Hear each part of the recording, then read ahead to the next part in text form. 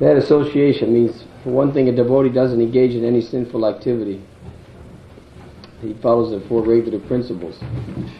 But even bad association is that one accepts this body as the self. So everybody is in bad association, or everybody is in the mode of darkness. Tamas means darkness, because everybody's accepting the body as the self.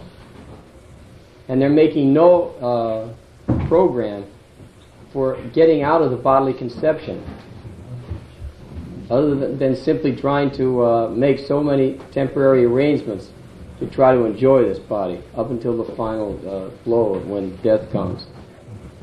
So all the energy, all the human energy is simply used for trying to make some kind of an arrangement to minimize the pain and maximize the pleasure, but in accepting the body as the self.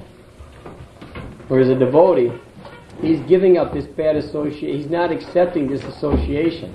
Rather, he wants to get free from bad association.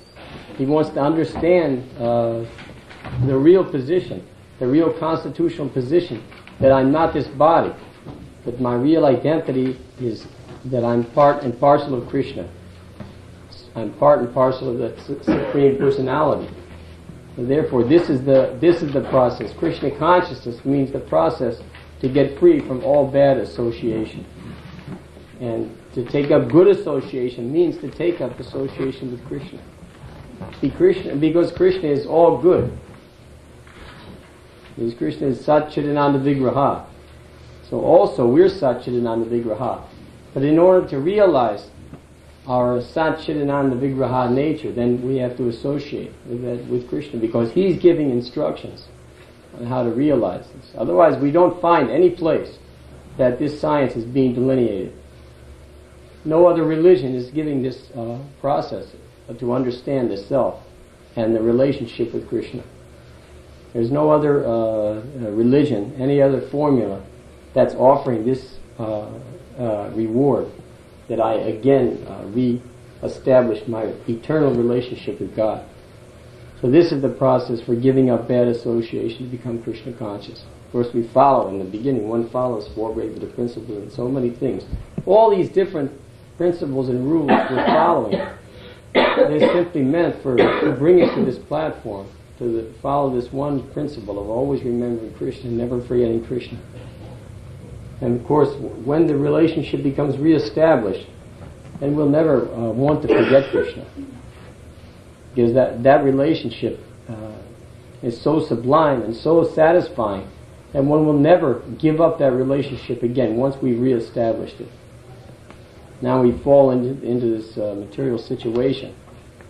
But as we become a little serious, we take shelter of the bona fide spiritual master, and accepting initiation by following his instructions, then gradually we're becoming purified from this bad association of these so many false designations, and again become situated on the real platform to understand my real identity, my spiritual identity. Sometimes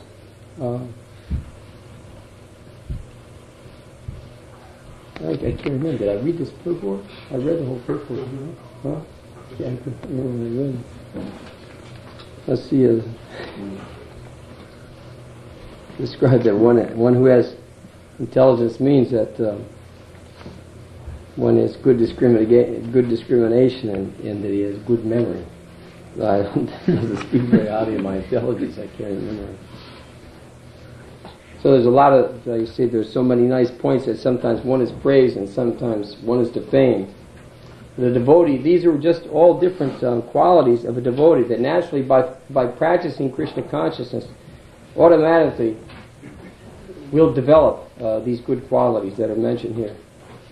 There's some nice, I know one time there was a nice example, Pagosh gave an example when he was in the airport in New York. Somebody, he was distributing books. So there was a couple that was walking toward him, and so he tried to step out of the way. But she came over and banged right into him. And then her husband came up. He was a big bruiser. And right away he grabbed Pagosh. He said, "What's wrong with you? What are you pushing my wife? What are you shoving my wife?" And he shoved Pagosh up against the wall. And his wife was standing there, and she grabbed Pagosh's wig and threw his wig on the floor. So Pagosh just started chanting. He was chanting, Hare Krishna, Krishna Krishna, Hare Hare, Hare Ram, Hare Ram. He was chanting like this. And the guy was furious. He was grabbing him like that. And he said, "What's wrong with you? And he was shaking. And then Pagosh just kept chanting. He said, he didn't know what else to do. He just kept chanting. And finally he shook his head. He gritted his teeth and just threw him, and then he walked off and let him go. The devotee's not so much attached. He's receiving sometimes honor. Sometimes, especially you that are going out and doing this, distributing the literature, you can, more than anybody else, you can appreciate all of these different things. So there's so many nice examples you're experiencing every day. But how one is sometimes more honored and sometimes dishonored. But a devotee becomes, he's not disturbed by this honor or dishonor. He's not, because we're trying to give them also this good association. They have so much bad association. It means, actually, everybody's in the mode of ignorance. Sometimes people are working a little bit in the mode of goodness or passion.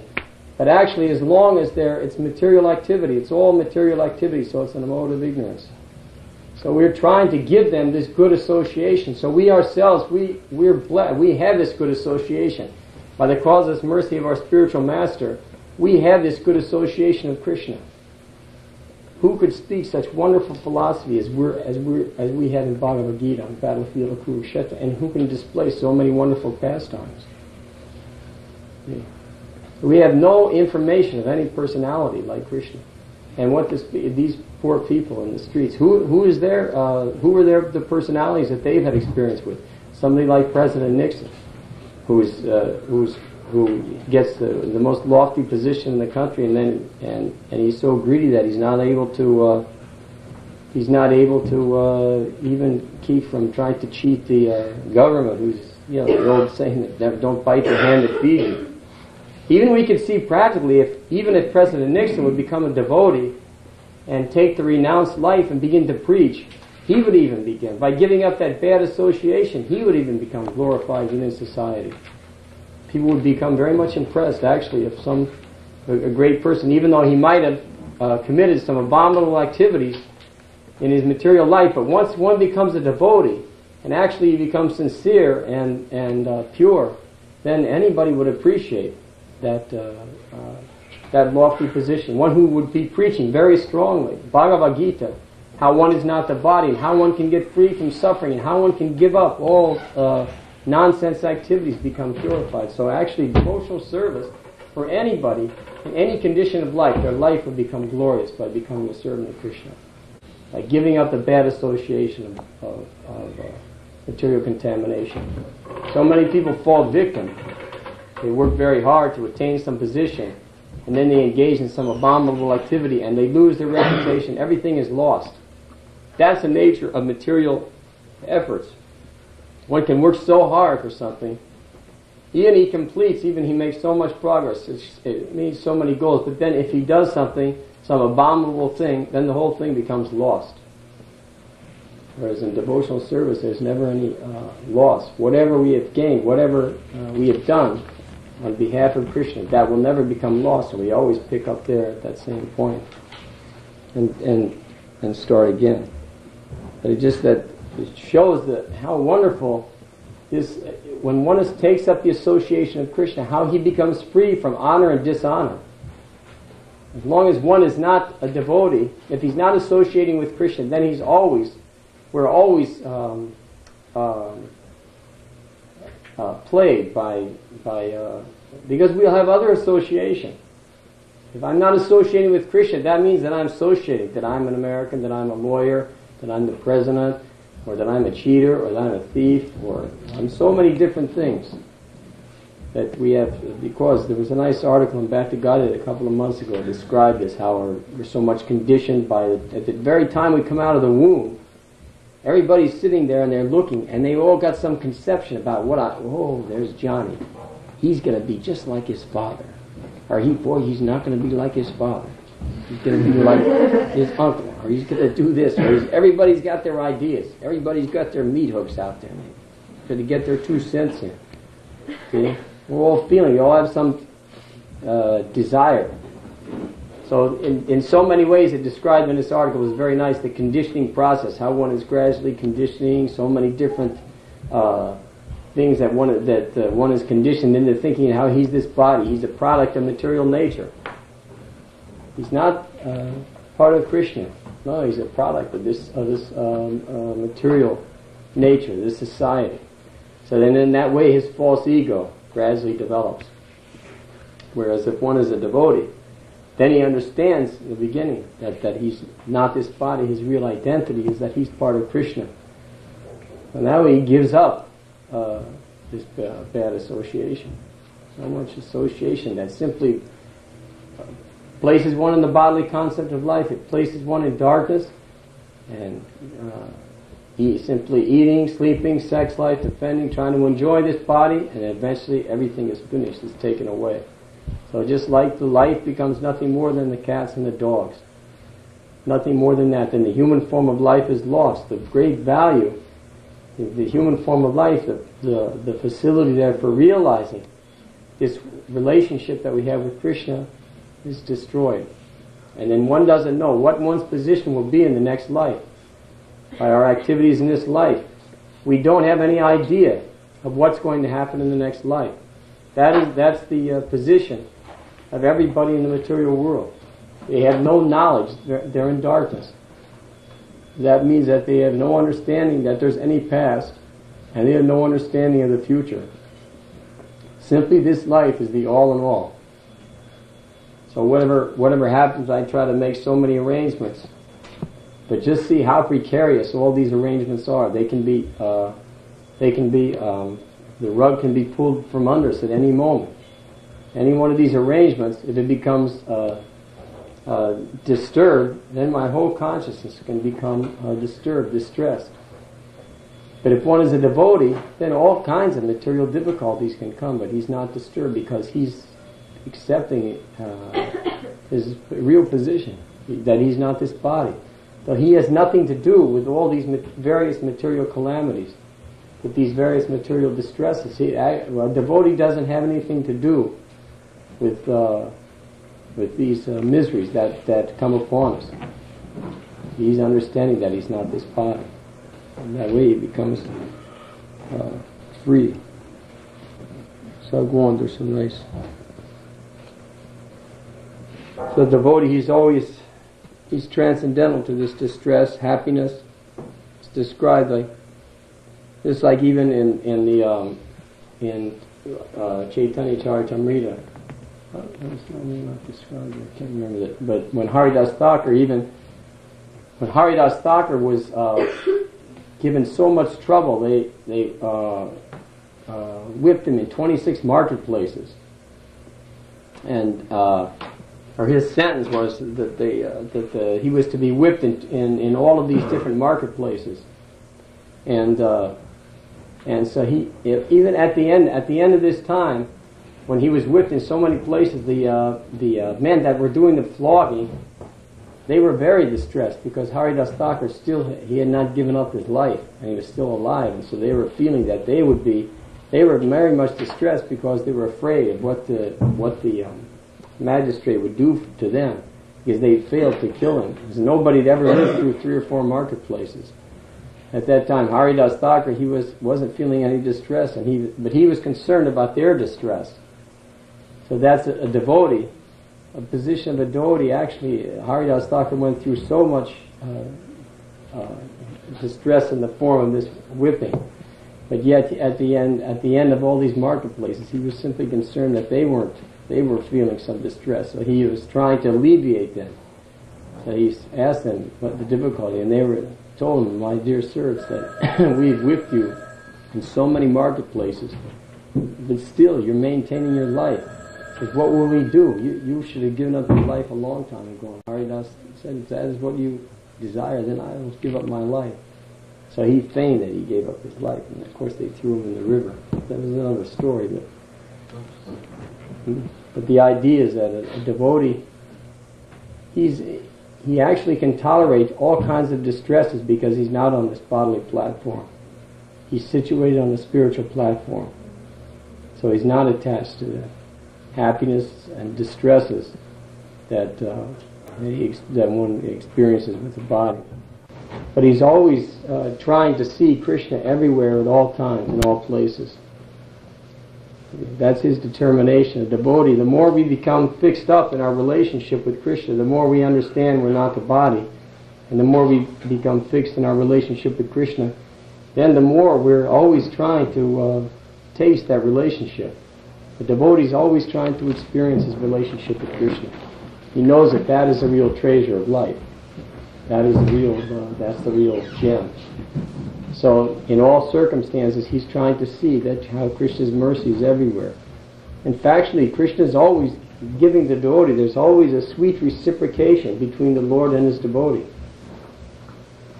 Krishna is always protecting the devotee. It's just a matter of being able to see it. Krishna says that he's equal to everyone. He's not partial to anyone. But to whoever renders him service and devotion, then Krishna says that he is a friend, he is in me, and he is mine. So this is everybody is a devotee of Krishna. There's no question of that, because every living entity is part and parcel of Krishna. It's just the devotee is striving to remember that relationship. The devotee is living in that relationship. He's seeing everything as Krishna's energy. So by dint of our devotion, then we become a friend to Krishna. And Krishna's position as a friend, he's always protecting the devotee. Even in the midst of what seemingly is a very distressful situation. But still, because we're devotees, Krishna will protect us. There's no doubt about it. In some way, Krishna's relationship with us is so strong that overcomes any kind of material impediment. Devotional service cannot be stopped by any sort of material impediment. So therefore, we can have faith that Krishna will always protect us in any kind of situation. So that's the potency of devotional service, that it's transcendental to the bodily concept of life, even up to the point of death. Then devotional service is more powerful, because devotional service can even attract Krishna. So that's the strength of devotional service. The devotion can attract Krishna. So if that devotion, even Krishna says, it's not so much the service that's there, but it's the attitude of the devotee, the sincere desire for Krishna's association, and in that way Krishna will protect us. Krishna says in the Gita that for one who does good, he is never overcome by evil. Arjuna. So a couple.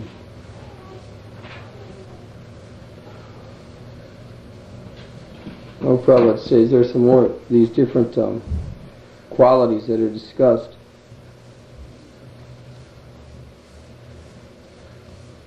Says that one, of course, that he does not extraneously endeavor to acquire these qualifications, but engagement in Krishna consciousness and devotional service automatically helps him develop them.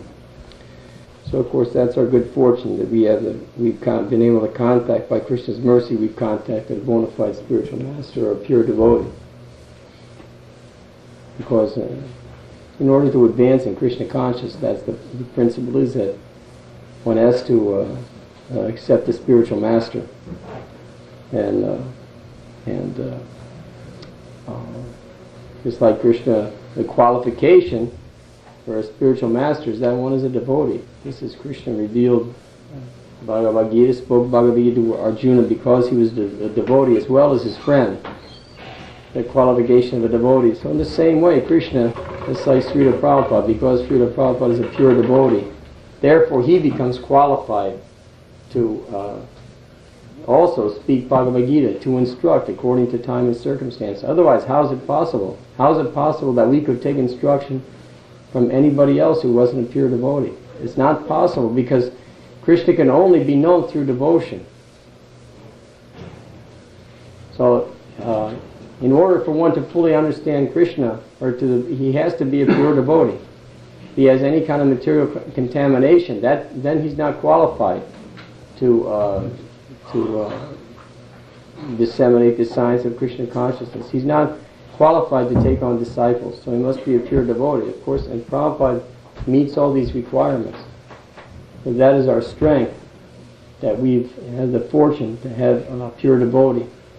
And so everything by simply following, by trying to please the spiritual master, by trying to follow the instructions of the spiritual master, then all good qualities automatically develop. Simply by following the instructions of the spiritual master, then we're certain that our success is guaranteed. We have a couple of minutes. Are there any questions or comments? Anybody here? What's the relationship between the disciple and the spiritual master in regards to the position of the disciple when he becomes pure devotee, when he himself becomes pure devotee? Because we understand now we can't render direct service to Krishna. At the same time, we understand that when we become pure devotee, we can render direct service. But at the same time, we understand that the relationship we have with the spiritual master is pure, is eternal, and that we render service to him to render service to Krishna. So does it mean that the disciple still has a relationship of service to his spiritual master as a being immediately serving Krishna when he's a pure devotee? Or does it come to direct service? And how does that relate with his spiritual master? Yeah, as far as I understand, even of course, Lord Chaitanya accepted a spiritual master. He was Krishna himself, and he always, before his spiritual master, he took the position of a fool. So, actually, our position before our spiritual master is always that we're a fool before our spiritual master. In other words, the relationship with the spiritual master never changes from the quality of it's the basic relationship is one of awe and reverence. Of course, a Vaishnava in the Mayavadi school, the spiritual master surpasses his spiritual master, because everybody becomes, once one becomes free from this, according to their philosophy, this contamination, he realizes that he's Narayan, he's God. He surpasses his spiritual master. With a devotee, a Vaishnava, we always hold our spiritual master in awe and reverence, and that relationship never changes. And as far as, it's like Prabhupada is always giving credit to his spiritual master, the Bhaktisiddhanta Saraswati. That we're, I know one time he described that he's engaging us in helping him to serve his spiritual master. One time he was speaking, described like that. But he asked the devotees what was our program. I forget how the question was. Did you ever hear that question? But he answered. He said that I'm simply trying to engage you in helping me serve my spiritual master. And the position never, it always remains a position of awe and reverence. And that the service always, as far as I understood, the service always goes through this disciplic succession. As far as our service to Krishna, ultimately it goes through the disciplic succession, par and par. Whatever service we render, it's being actually it's being offered, by us to our spiritual master and so on. Even though we might, some ways, offering even prayers to Krishna, or offering arti. There are so many different things that it's going through the par and par. Is that right? Yeah, as far as our present condition, it all goes through the disciplic succession. I don't know about when we're pure devotee. Yeah. Can you accept one of Prabhupada's predecessors as your spiritual master, or one of his successors as you get older and things change? But you always have to revere Prabhupada as your spiritual master, even if there's two more spiritual masters after him, and you're still alive. I don't understand exactly. If right now Prabhupada is my spiritual master, yeah, and in the future there's a successor to Prabhupada, and then another successor, and I'm still, even though there's 2 more successors, I'm still alive myself, then does Prabhupada remain my spiritual master because he is now? Or can one of his successors then become my spiritual master? Or then could I even choose one of his predecessors as my spiritual master? Well, the thing is, there's different spiritual masters. There's Diksha means initiating spiritual master. Is that right? No, Diksha is initiating, and Shiksha is the instructing. It's like now you accept, the idea is that one becomes a Vaishnava. One of the principles of becoming a devotee is that one accepts a spiritual master, and also it takes initiation from the spiritual master. So just like if you're a devotee, so if you take initiation from Prabhupada, then he's your initiating spiritual master. Be his disciple eternally. Jai.